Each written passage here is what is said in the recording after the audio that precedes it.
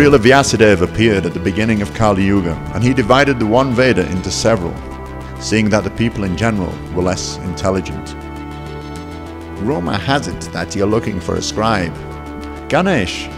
Yes, here, take this. Vyasadeva made 4 divisions of knowledge known as the 4 Vedas, and the historical facts and authentic stories are called the 5th Veda. Among them was the longest poem known to mankind, the Mahabharata. Ganesh, I have a story of an empire. Fascinating, tell me more.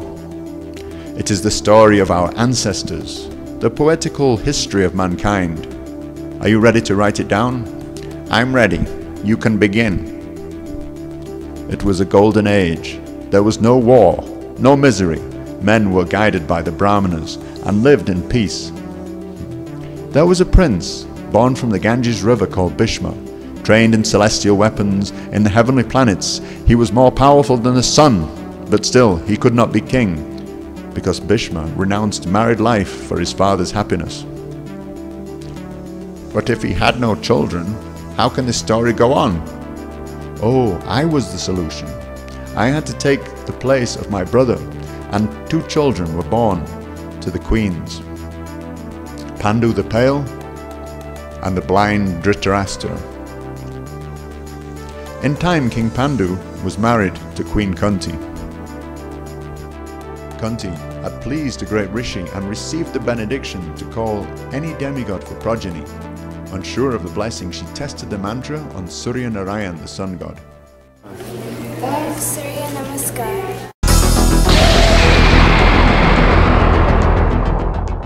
By my mystic potency, may you bear a child. No, I was just testing the mantra.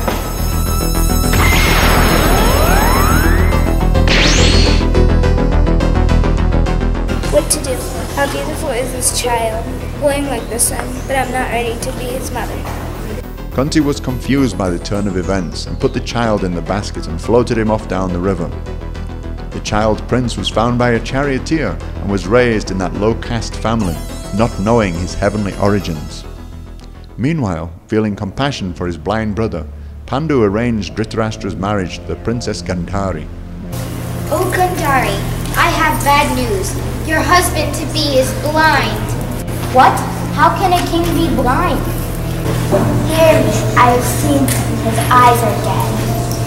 A wife must be subordinate to her husband. I may not be superior to him. That is why I will take a vow to always be blindfolded.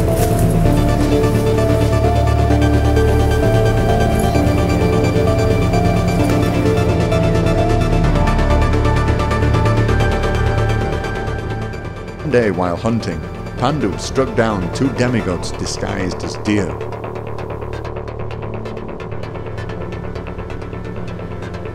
As you have struck me down while I was enjoying my rebellion, so too you shall die and embrace your wife. When Pandu heard that, he was cursed. Then he left for the mountains with his wives.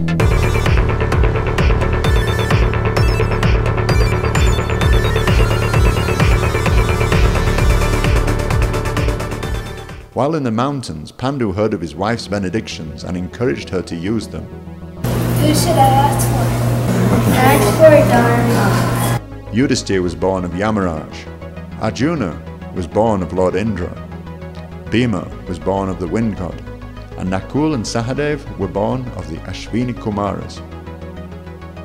The 5 Pandavas. They are the beating heart of my poem. Gandhari also gave birth to 100 strong-armed sons, the Kauravas, headed by Duryodhana. Kunti and her 5 sons returned to Hastinapur, but as time passed, great enmity arose between the Pandavas and the Kauravas. Bhishma tried to control the cousins, but he had great difficulty.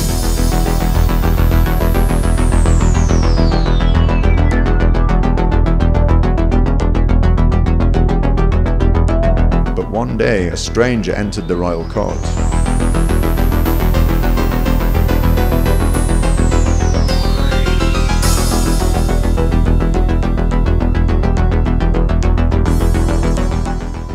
Drona began to train the Pandavas in military science.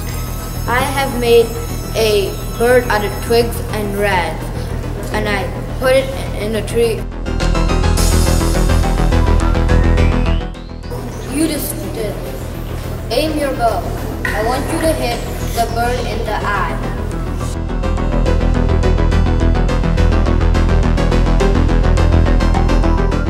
What do you see? I see the tree.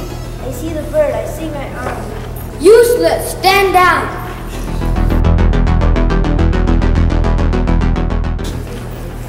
What do you see? I see the bird. I see the horizon. No. No. Sahade, aim your bow.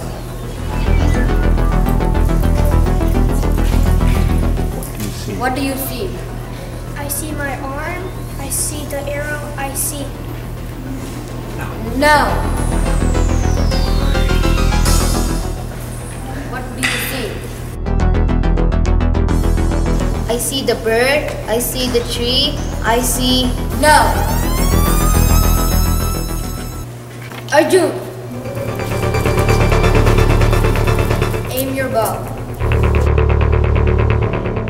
Do you see the horizon? No. Do you see the tree? No, I only see the eye of the bird. Take your shot.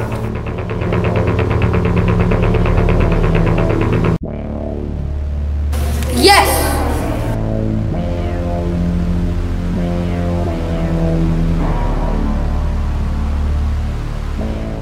Arjuna's skills became legendary, and the royal court were amazed at his prowess. Until one day, a stranger appeared. Whatever you do, I will always be 10 steps ahead of you.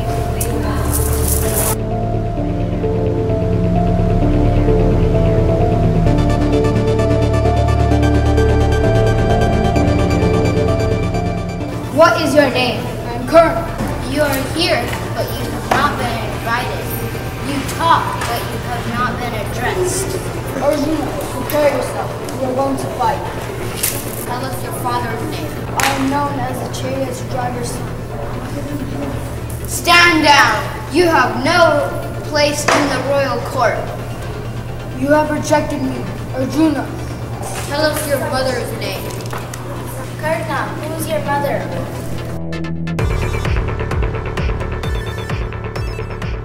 I will make you a prince.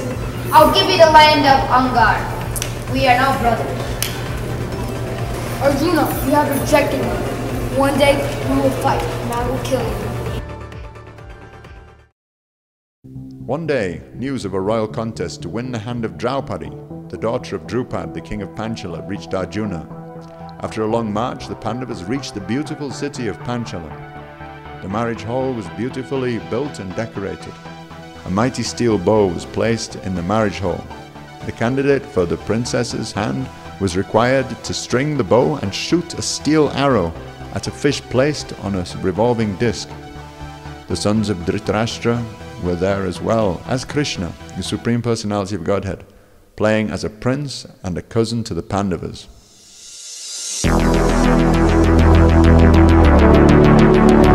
Draupadi seemed to fill the hall with the sweetness of her presence and her perfect beauty.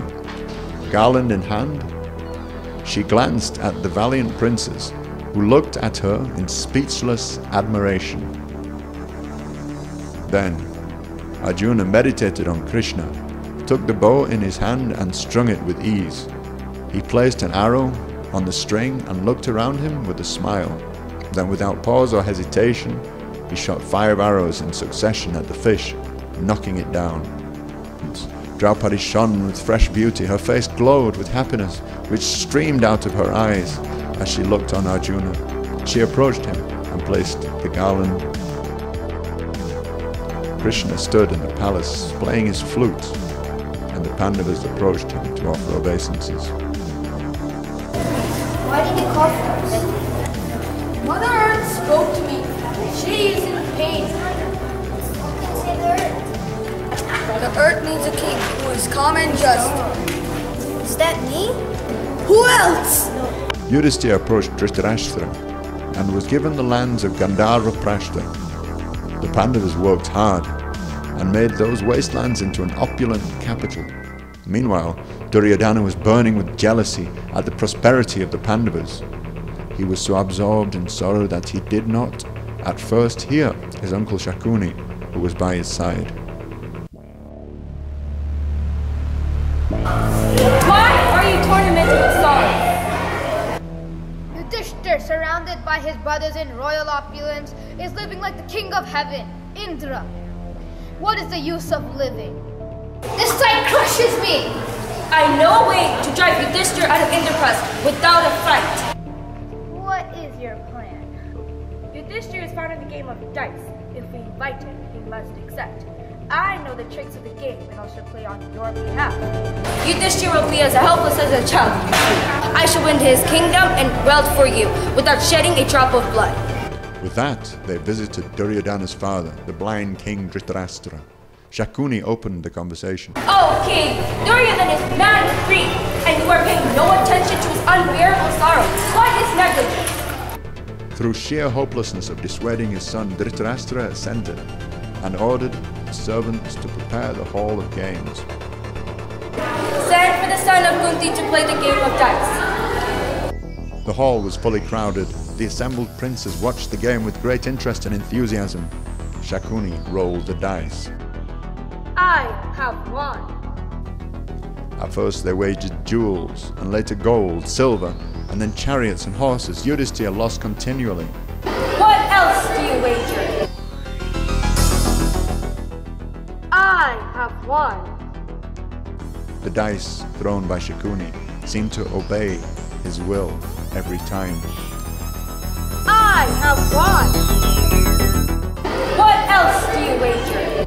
He lost the ornaments of his brothers and himself, as well as the very clothes they wore. Still bad luck dogged him. I have won.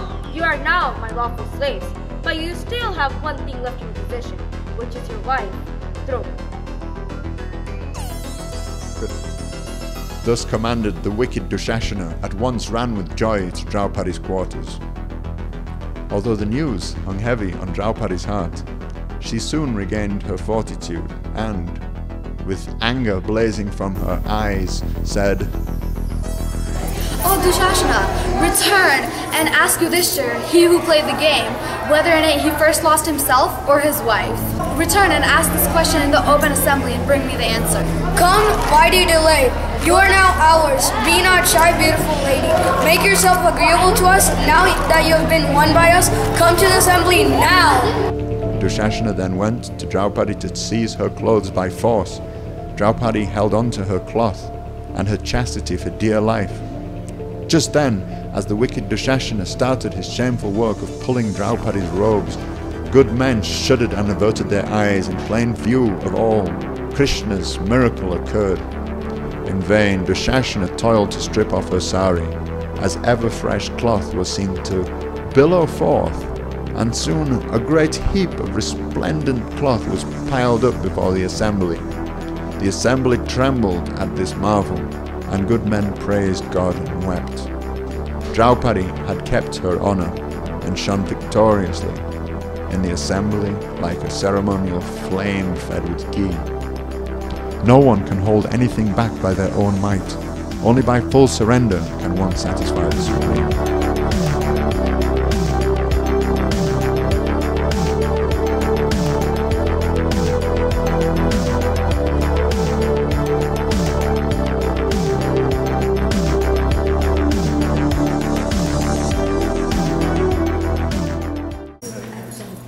Smile. Wait. Smile, girls. You all need to smile, not like seriously, like.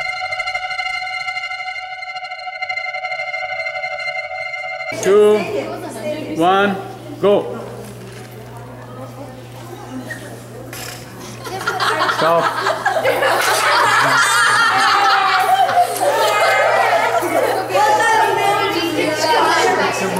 It's a movie.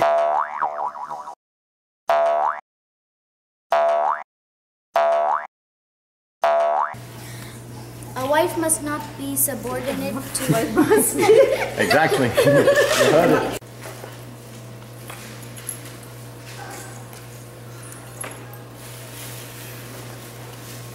Okay, that'll do. Okay, off. Thank you.